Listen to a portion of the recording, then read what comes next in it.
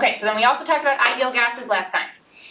Okay, so we said ideal gases obey something called ideal gas law, where we have, this is ideal gas law, and we kind of remember probably from Gen Chem and intro physics, we've seen this several times.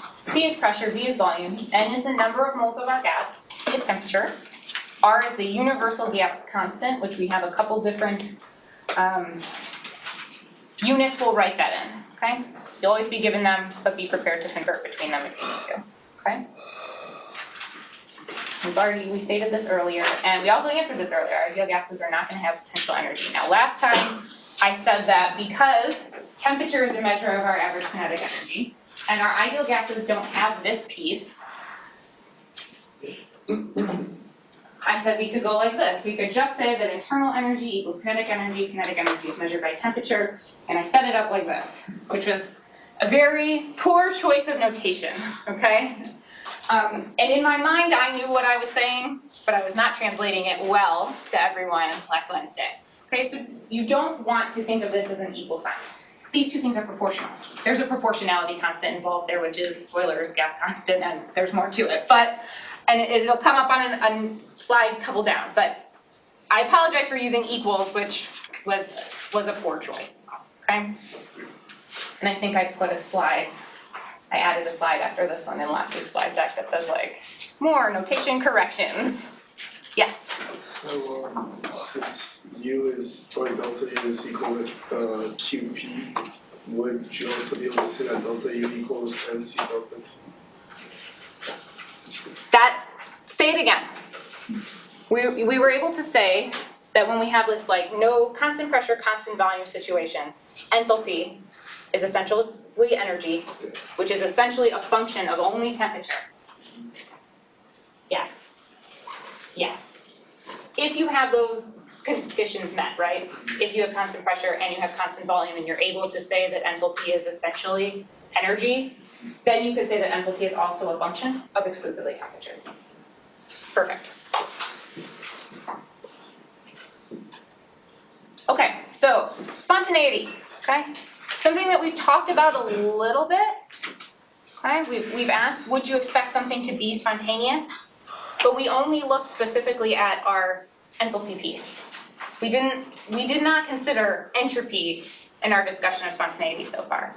Okay, but we kind of have an idea of spontaneous just from like everyday life, that things want to go from high energy to a low energy state, like a ball rolling downstairs or releasing a stretched rubber band.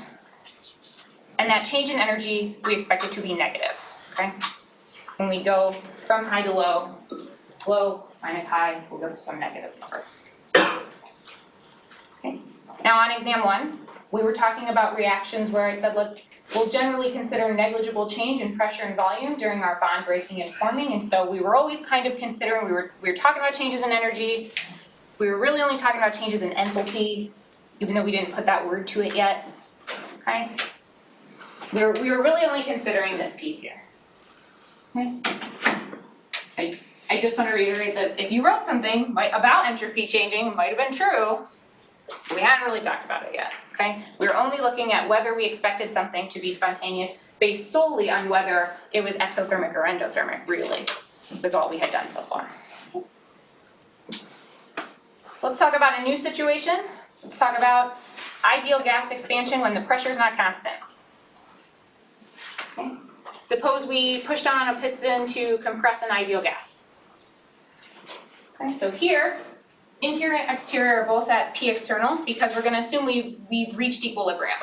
Okay, we've waited long enough, pressure is the same in and out. Then we're going to push the piston down and put something there to hold it in place. We've reduced the volume, we've increased the pressure, and we know that we increased the pressure of this ideal gas.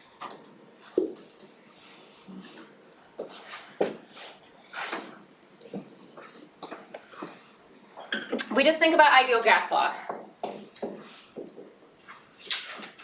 Okay, this is a constant. We're going to say the number of moles inside there didn't change. Potentially, maybe temperature's playing an influence. But there's an inverse relationship if we move our V to the other side. Okay? The volume's going down, pressure is going up.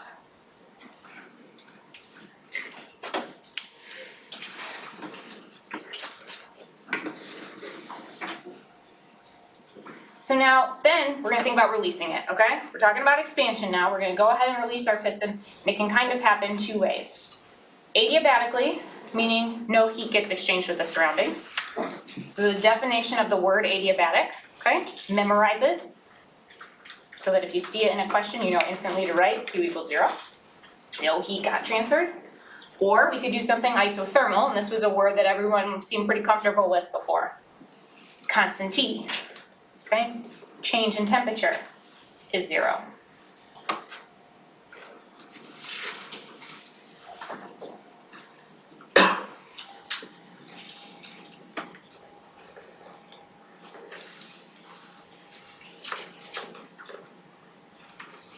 Okay, so adiabatic expansion. Adiabatic means there's the absence of heat exchange. So, do you think it is possible for temperature to change without any heat being transferred?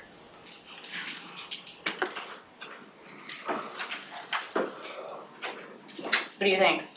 Can you have a change in temperature without heat getting transferred in or out?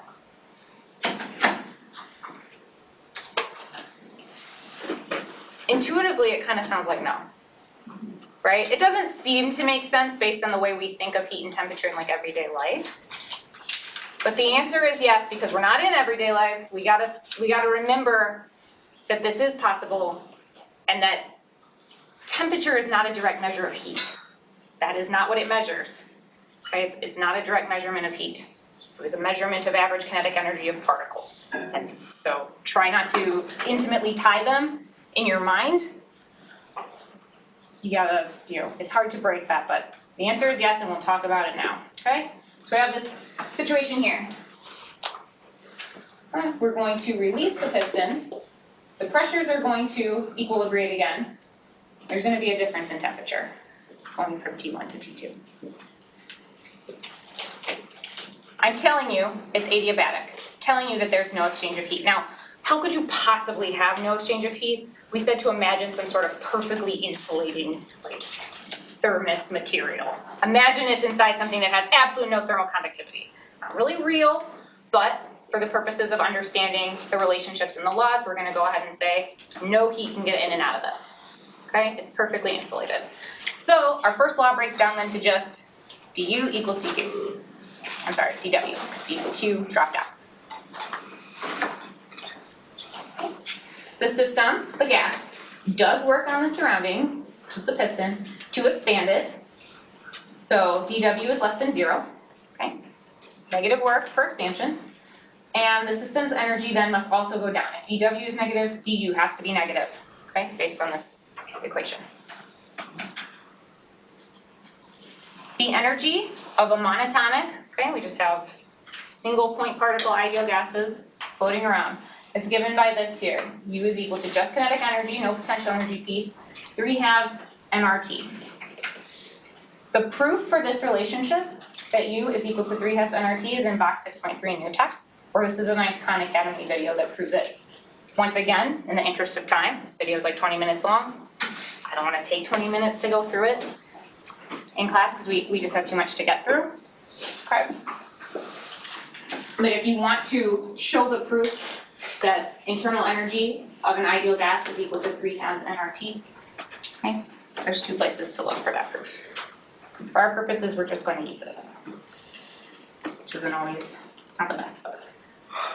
Okay, so then we could also say then that a change in internal energy is given by 3/2 nR change in T. We're saying that the number of moles isn't changing in here.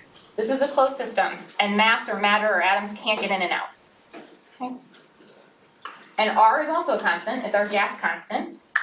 Okay? So the only piece that could change is temperature.